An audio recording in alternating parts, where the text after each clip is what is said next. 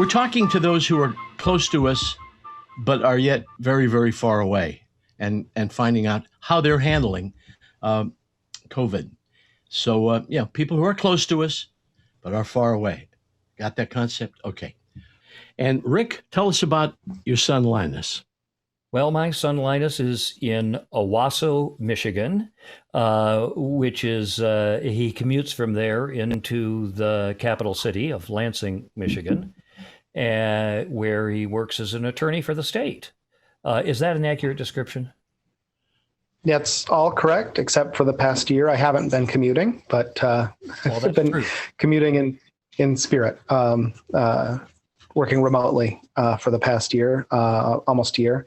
But other than that, all 100% correct. Uh, I was passing a group of guys working on a house down the street, a brand new house. And I said, how soon is it going to be ready? And the foreman on the job said, you tell me. I said, what's the problem? Well, no, the people that issue the permits, the people who work there are all in their individual homes. So it's already difficult to get the permit, but now dealing with people at their house, they don't call back. And how about you? Are you able to effectively get your work done for the state, despite the fact that you're not in an office with your coworkers? Yeah, it's most of what I do. I don't really need a lot of interaction. I just need to make sure I have the files that I need to look at. And so since they're on a server that I have access to, it works. Usually it's pretty easy because most people are kind of used to it by now. So everyone's ready for Zoom or Teams, meetings, or they have their phones ready. But I do run into some obstacles where, there's an entire office that just nobody is there. It's really not possible to just get a hold of somebody. So that does come up. Yeah. It's safe to say across the boards then that efficiency has been affected. The fact yeah, I would say, I think in some areas more than others. My commute is 45 minutes. And so that's an hour and a half every day that I have extra to either work or whatever. So, or not work. It's depending on the day. So there's trade-offs for sure. Why don't you tell us a little bit about how you've been handling this COVID lockdown, what life was like immediately preceding, and what happened when the big shutdown occurred? Mm-hmm. Well, it is. It hasn't been entirely easy with the working at home and school at home. We have a 13-year-old daughter who is in 8th grade and a 7-year-old son who is in 2nd grade. My wife and I take on a lot of the duties of making sure that everyone is on track. Now, our schools in our area are offering a choice, and some students are going in person and some are virtual. We just don't feel that it's safe yet, and so that's why we're doing virtual. But in our community, Owasso is a very different kind of community, sort of politically, socially, and Shiawassee County, it's much more of a red area of the state. But no, we're used to living in East Lansing and Lansing. East Lansing is where Michigan State University is, very liberal, very well educated, et cetera. And Shiawassee County is a little bit different, and they have not been, it's been mixed. I think there are definitely some people up here who are taking it seriously, and there are some people up here who are not. And I think that's one of the reasons why they chose to offer the option of in-person schooling, is just because they were worried about sort of the community reaction if it was all virtual. And they did go all virtual for a while when they had some positive cases, but they've been on sort of a choice system now. There are some Michiganders who are not only disavow the importance of masks. I think insurrectionist is perhaps the word. Do we want to say insurrectionist? Is that, it seems sure, appropriate. You can say insurrectionist. That's probably appropriate. Yeah, there's been, up here, I would say we've had our share of people who are upset. I think it made national news. There was a plot to kidnap the governor. Oh yes. And that was the FBI was able to catch them before anything happened. Thank God. But I think that was largely a reaction, or almost entirely a reaction to, the orders that the governor put in place. That declaration of emergency, and then stay-at-home orders and mask mandates, and all of these. We have 2 emergency laws on the books that allow the governor to do these. That we all thought allowed the governor to do these things. And in October, the Michigan Supreme Court, on party lines, ruled that actually no, these laws don't allow the governor to do these things. Wow. If you look at a graph of COVID in Michigan, and you pinpoint the date when that decision came out, and then add 14 days, 5 to 14 days or so, that's when that line takes a steep upturn. You can look at the graph and see when the Michigan Supreme Court ruled on that, and basically got rid of all of the executive orders that the governor put in place. And then, the Michigan Department of Health put in orders because they have that authority, and I think there are probably lawsuits pending on that now too. But they don't work as well as when they're coming from the governor. And even with sort of a bunch of people not taking them seriously, enough people did, and businesses did, and schools did, and everything, that it really did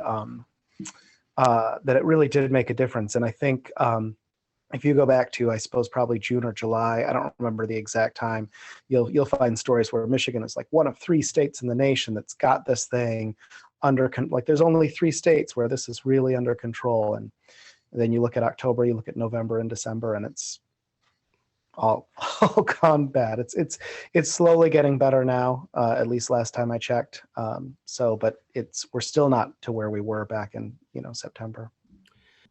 Linus, your dad is such a wizard of many interests, and I've seen him doing all kinds of magic through the pandemic, starting from stitching to technical wonders to creating music. So I'm just curious if you have any similar or maybe different hobbies that maybe you were able to focus more. One thing that we did, we're not doing it much now, but in the summer we did buy a camper, a little camper trailer. So we were able to do a lot of camping, which is a great way because you can get out of the house, but you don't have to be around other people. So you can, get away and just go camping for a couple of days. So we did that with the kids.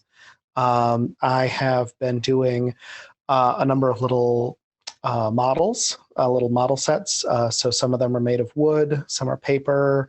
One is like a foam board. So putting those together is fun. I've got probably 7 or 8 of those. I have decided to relearn Japanese because I took that in college, but I never really got fluent in it. So I've been picking that back up. I dusted off my violin, so I've been trying to find time to practice that now and then. And video games, I've gotten back into video games, which I've always been into, but this year been spending more time with that. So what's your number one game? I picked up a new one called Spiritfarer, which is a lot of fun if people like things like Animal Crossing. You play someone who operates a boat that ferries spirits from life to the afterlife. Playing a fair amount of Hades, which, if you've heard of that, is gotten a lot of hype, and it's a lot of fun. Those are the top 2 right now, I suppose, that I'm having a lot of fun with. I want to remind everybody, among the other projects you've done, that bookcase behind you is the result of your own hands, isn't it? Yes, it is. That was not a quarantine project. I did that a couple of years ago, but yes, I did build this myself as a fun project. I sort of made some vague plans, and then my wife gave me the motivation. She said, "Why don't we try to have that done by?" I think we were hosting a party, maybe a cast party or something like that. And one of the reasons we moved to Owasso is actually they've got a really excellent community theater here, and so I'd say the main reason we moved here. And my wife is very active in the community theater. I'm, I guess, medium active in the community theater. So you would not believe the quality of the technical quality of the theater, and the performing quality of the casts. So anyway, when in Owasso, come visit the Lebowski Center when pandemic is over. Did you say the Lebowski Center? Yep, that is what it's called. Lebowski. I think it's spelled differently. I think in the movie it's with an I, and this one is with a Y. But yep, I don't. Just a coincidence, I'm sure. The Lebowski Theater abides. Yes, it does. It does somehow. How are people in your neck of the woods, to quote Al Roker, uh, how are they feeling about the virus, the vaccine? Are people excited about it, or there are some people who are still reserved and don't want any part of it? The people I know are all excited about it, are all eager to get it. I sort of felt some private reservations a couple months ago because I was worried, based on sort of who was running the federal government, that maybe something would be rushed, that it wouldn't be safe, that it wouldn't be ready, and that we'd be told it was good when it wasn't good. But I feel fine about it. In terms of the people I know, the people I see on Facebook, and talk to, we're relatively low on the risk, or low on the list, because we don't have a lot of risk factors in terms of age or health issues, et cetera. Comorbidity. Comorbidities, yes. So we know that we'll be waiting a little while, and that's fine. But we're just glad for those who can get it, that people are getting it. Yeah. I really thank you for joining us on our 3homeys.com podcast. Best to you, Stephanie, and the kids. All right. Thanks so much. Good to see you. Take care. Wait, let me explain something to you. I am not Mr. Lebowski. I'm the dude. That or his dudeness or... It's vaccination day! It's vaccination day!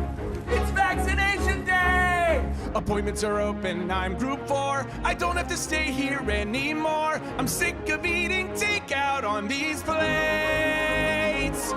The time indoors has got me stressed, but I just checked on CVS. Finally, they're giving me some dates. I'll see actual real-life people. It'll be totally strange. I might even get to go see a game. For the first time in forever, I'll hang out with someone else. Love you, but for the first time in forever, I won't watch sports by myself. Because you don't like sports, I could go to a bar with buddies. You're the best. I don't have to live in fear. Love you for the first time in forever. I won't be right here. Guys, I'm really proud of you in quarantine. Kids, you've worked really hard, and honey, I think our relationship's gotten a lot tighter now that we've been in closer space. I gotta get on a plane now. Bye! I'll sit in a seat that cramps my knees, and I won't care, cause at least I'm free. But then I'm going to an indoor place. I'll be that guy who shows the bar my brand new vaccination card, and then I'll shove some sushi in my face. Yeah, I know it'll take like 6 weeks until I am totally immune, but I am getting out of here real soon. For the first time in forever, I can see my dad and mom. For the first time in forever, all my fear of death is gone. Cause when you have asthma, it's scary, but in like 40 days, for the first time in forever, I think I'll be okay.